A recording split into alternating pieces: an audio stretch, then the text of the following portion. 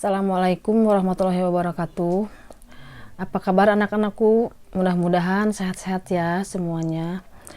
Sekarang Ibu akan menyampaikan materi tentang surat Al-Fil. Surat Al-Fil artinya gajah. Surat Al-Fil itu terdiri dari 5 ayat dan diturunkan di kota Mekah, disebut surat Makkiyah. Surat Al-Fil adalah surat yang ke-105. Nama surat Al-Fil diambil dari kata yang ada di ayat pertama. Nah, sekarang mari kita baca surat Al-Fil bersama-sama. Kita mulai. A'udzubillahi minasyaitonirrajim. Bismillahirrahmanirrahim. Alam taro kaifa fa'ala rabbuka bi ashabil fil, yang artinya, tidakkah engkau Muhammad perhatikan bagaimana Tuhanmu telah bertindak terhadap pasukan bergajah. Alam yaj'al kaidahum fi tadlil, bukankah dia telah menjadikan tipu daya mereka itu sia-sia. Wa arsala alaihim toiron ababil,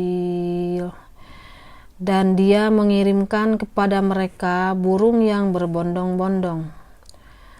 Tarmihim bihijaratim min sijil, yang melempari mereka dengan batu dari tanah liat yang terbakar. Faja'alahum ka'asfim ma'kul, sehingga mereka dijadikannya seperti daun-daun yang dimakan ulat. Shadaqallahul adzim. Nah, sebelum kita membahas isi kandungan surat Al-Fil, mari kita simak video berikut ini. Kisah penyerangan pasukan bergajah ke Mekah. Kisah ini disebutkan di Al-Quran, surat Al-Fil ayat 1 hingga ayat ke-5. Kisah ini menceritakan tentang gagalnya penyerangan pasukan bergajah yang ingin menghancurkan Ka'bah. Dalam kisah ini, Allah memberikan pelajaran bagi kita tentang akibat seseorang yang sombong dan merasa dapat melawan kekuasaan Allah.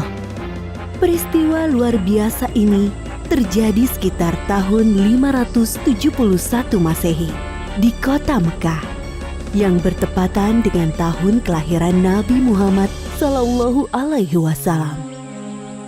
Kota Mekah ramai dikunjungi masyarakat karena letaknya yang strategis, berada pada jalur perdagangan di Hijaz. Terlebih lagi, setiap hari banyaknya pengunjung yang mendatangi Ka'bah. Hal itu membuat kota Mekah semakin ramai.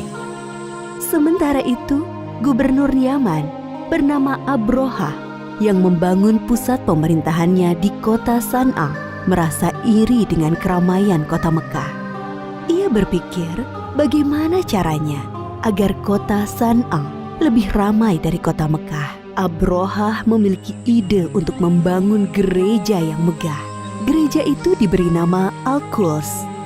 Ia berpikir dengan adanya gereja yang mewah dapat menarik perhatian masyarakat dan menyaingi kota Mekah. Wahai pengawal, bagaimana perkembangan kota San'a sekarang setelah dibangun gereja Al-Quds? Apakah lebih ramai dari kota Mekah? Maaf tuanku, walaupun kita sudah membangun gereja yang megah, orang-orang tetap ramai mengunjungi Ka'bah. Apa? Baiklah kalau begitu, kita akan hancurkan Ka'bah. Siapkan pasukan yang besar. Besok kita berangkat menuju Mekah. Siap tuanku. Keesokan harinya, Abrohah bersama para prajurit bersiap untuk menyerang Ka'bah. Mereka menggunakan gajah untuk mengangkut segala peralatan perangnya. Sesampainya di perbatasan Mekah, pasukan Abrohah melakukan aksi perampasan. Mereka merampas harta benda dan hewan peliharaan penduduk Mekah, termasuk unta-unta milik Abdul Muthalib. Abdul Muthalib adalah kakek Nabi Muhammad, sekaligus orang yang diberi kepercayaan sebagai juru kunci dan menjaga Ka'bah. Wahai saudaraku, Abdul Muthalib, ada hal buruk yang ingin aku sampaikan kepadamu. Ada apa, wahai saudaraku? Kenapa nafasmu tersengal-sengal? Ada seorang bernama Abraha. Ia datang dari Yaman bersama pasukan yang besar.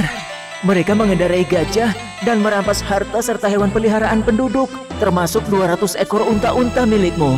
Mendengar hal itu, Abdul Muthalib bergegas menuju tempat Abraha dan pasukannya untuk menanyakan kebenaran kabar itu.